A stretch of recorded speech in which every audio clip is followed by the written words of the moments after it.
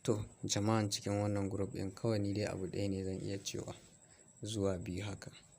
Kowa na ji ya yi magana akan abun nan ga abin da yake faruwa ga abin da yake faruwa. To gaskiya sometime dai abin da ya fi abin da ya kamar yadda wancan ya faɗa haka ne nima zan ƙara maimaitawa. Sakamakon dole ne sai an tashi an yi duba an san me ya kamata a yi. Saboda akwai sosai ma ana lalata tarbiyyar yara da dama ma wallahi musamman yara ƙanƙana mata. Kuma abin da nake so in ƙara ni jan kunne a kan wannan al'amura ina so mutane su san da cewa shi fa wannan abun ba wai wani abu bane mai kyau. Tunda duk abin da kake yi na rayuwa Allah yana kallon ka kuma ko da kana tunani wani ɗan adam baya ganin ka to shi Allah yana ganin ka. Haka zalika abin da nake so in ƙara tunatar muku shine shi wannan abun abu ne wanda bai ya goguwa. Tun mutumin da yake aikata shi to shi ma sai an aikata mai. Musamman ace misali yau akwai ka, akwai ka sai Allah zai iya jarabtan ka da kaman ƙannu mata ko kuma yayu mata ko kuma ansu 'yan'uwan ka mata wanda ka fi ƙauna. To irin waɗannan masifan takan iya faɗa a kansu in dai kai kana yawan ta aikata irin wannan abubuwa. Kuma hallau abin da zan ƙara sanar muku da shi shine shi wannan abun idan mutum kaman mutum ne wanda kaman mutumin da yake aikata irin wannan abubuwa abu ne wanda mutum yakan iya zama na farko rauninsa, imaninsa zai ragu. Mene kamar imaninsa zai ragu duk lokacin da mutumin da yake aikata irin wannan abun to babu imani a tattare da shi. To kun ga kenan zai iya imaninsa ma zai iya raguwa. Sakamakon a lokacin da yake aikata irin abubuwan nan ba shi da imani. Saboda duk mutumin da yake irin wannan abun a lokacin gaskiya imaninsa ya fita. Haka zalika abu na biyu shine mutum mutuncinsa zai ƙara zubewa. Mene mutuncinsa zai zube? Duk kimarka da darajarka to deja a gurin Ubangiji ba ka da daraja kuma kimarka ta zube. Haka zalika a wurin mutane ƙwarjininka za su daina ganin ƙwarjininka da sauransu. Kaga kyan fuskanka zai tafi. Tun mutane suna ƙaunarka suna begenka za su daina begenka kuma za su daina ƙaunarka. Abu na huɗu shine idan lokacin da ka ci gaba da irin wannan to dole sai an waye gari wata rana wani naka wanda ka fi ƙauna shi ma za ka ga yana aikata wannan abun. Shi ya sa mutane ake cewa tana lalata zuri'a sosai. Idan zuri'an mutum ya zamanto yana aikata wannan abun to shi ma zuri'an shi in ta tashi za ka gani yawanci suna aikata irin wannan abun. Imma mata ne imma maza ne.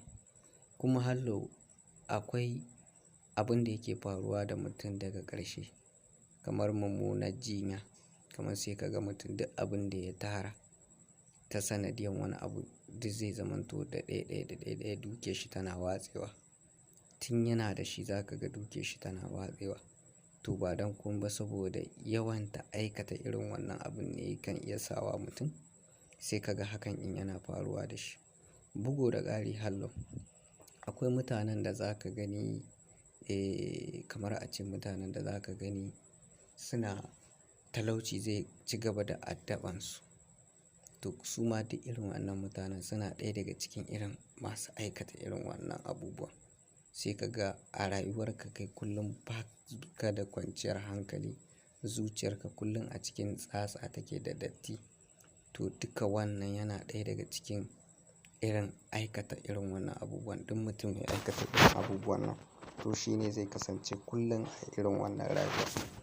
Abin da kuma zan ƙara jaddada muku shine a nan kamar hallau in mutum idan ya zamanto kamar idan akwai mummunan abubuwa da za su faru da mutum bayan da imaninka ya ragu ga mutuncinka ma ya zube ga zuciyarka ta riga ta lalace ga lalacewar zuri'a ga mummunar talauci ga mummunar jinya to akwai abin da za ka iya iske a hallau nan gaba musamman a cikin tun kafin ka tafi lahira cikin kabarin ka ma.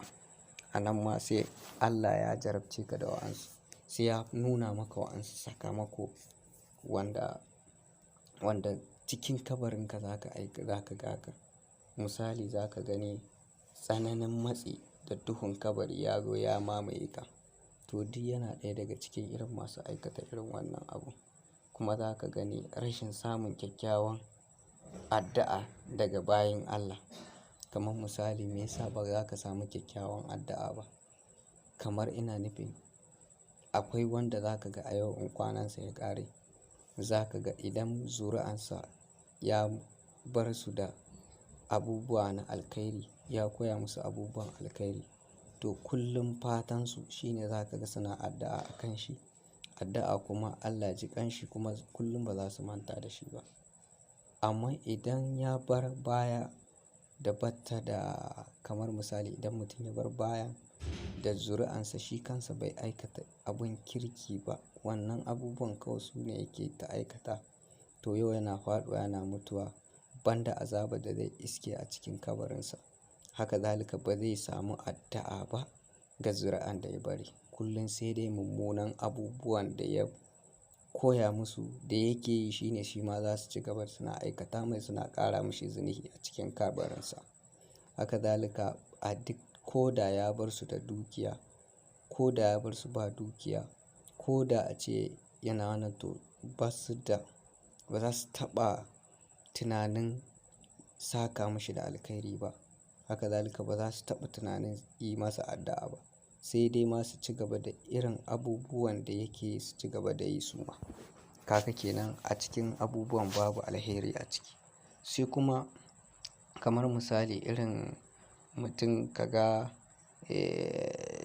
kamar cikin ba zai tashi a cikin mutane ba wanda mutanen kirki, sai dai ya tashi a cikin mutane wanda suke aikata lalata da sauransu.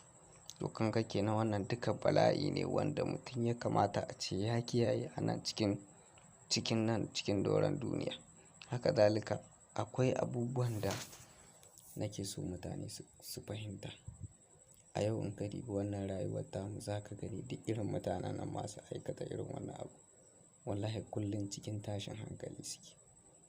Za ka ga hankalinsu dai ba a natse yake ba. Idan mutum ma mai dukiya ne to za ka ga dukiyar shi ba ta mai amfanin komai ba. Ko da alkhairi ya tashi bai fiye wa mutanen kirki alkhairi ba sai dai mutanen banza. Saboda ita kanta dukiyar yana gurɓata ta ta hanyar yin aikata wannan lalatar da sauransu. Kenan abun da mutum ya kamata ya kula idan yana so ya zamanto mai zuciya, tsarkakakkiyar zuciyar da ba ta da tsatsa, ba ta da datti, to dole irin wannan abubuwan sai ya kiyaye. Kuma ma babban wani abu, akwai wa'ansu cututtuka da suke fitowa da annoba kala kala suna shigowa cikin gari. To irin wannan abubuwan yana haddasa masifa da kuma annoba a cikin gari. Kuma in annoban ta tashi ba ruwanta da wai sai mai aikata a'a, gaba ɗaya take haɗawa. To kun ga kenan kun janyo wa kanku kuma kun janyo wa wa'ansu wanda ba su ji ba su gani ba. Musamman irin wanda ba sa irin aikata irin abubuwan nan. Haka zalika akwai ko da a ce yanayin kashe kashe da ake samu na cikin al'umma da sauransu, to duk irin aikata irin wannan abun yakan iya janyo wa kashe kashe cikin al'umma. Ka ga wata annoba ta kashe kashe ko kuma da sauransu.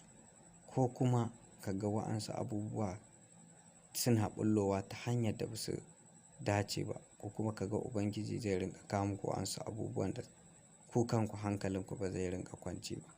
To shi yasa nake so mutane su gane wannan abun ba wani abu bane na kirki. Wannan abun ba wani abu bane wanda ya kamata mutum ya rinƙa yi. Dan yanzu akwai wa'ansu sun maida ta ma kamar ado ne. Suna gani kamar abun da suke abun burgewa ne wanda bai yayi ma sukan iya tunzura shi domin ya fara. To ina so su sani cewa duk wanda yake aikata irin wannan abun to shi ma sai an aikata mai. Ko da bai ya nan cikin duniya sai zuri'an shi sun aikata mai abin da yake yi. Kuma abin zai bi shi a duniya, zai lalata mai rayuwa, zai gurɓanta mai rayuwa. Kuma kafin ka mutu sai Allah ya tambaye ka tun a duniya sai ya fara nuna ma sakamakonka, sai ya fara ɗanɗana ma kuɗanka abubuwan da ka aikata mutane. Za ka sha wahala kafin Allah ya ɗauki ranka.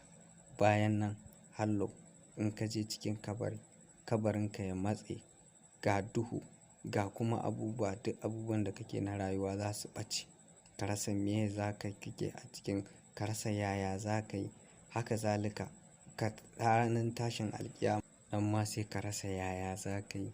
Nan ma ga wata azabar Allah tana nan tana jiranka, sai ka rasa to bayan nan hallau sakamakonka shine wutar jahannama. Kaga kenan duka rayuwarka ta ƙare a baka ji wannan ba. To shine nake so dan Allah mutane su kula sosai.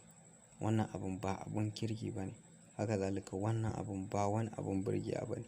Wannan abun ba wani, saboda kuna cutar da iyayenmu mata. Saboda duk mace, duk wanda aka halicce ta da jinsin mace to ta zama uwa. Ko da ba ta zama uwa a lokacin da wata rana dole za a ce mata mama. Haka zalika duk wata 'ya mace uwa ce, saboda ita kaɗai ce Allah ya ba ta daman haihuwa. Haka zalika duk mutumin da yake da imani ba zai kusanci mace ba tare da an musu aure ba. Haka zalika duk mutumin da ba shi da imani to ba zai ga rahaman Ubangiji ba. Don haka don Allah don Annabi a tsaya a kula sosai. A daina irin wannan abun. Wannan rayuwar ba rayuwa ba ce ba.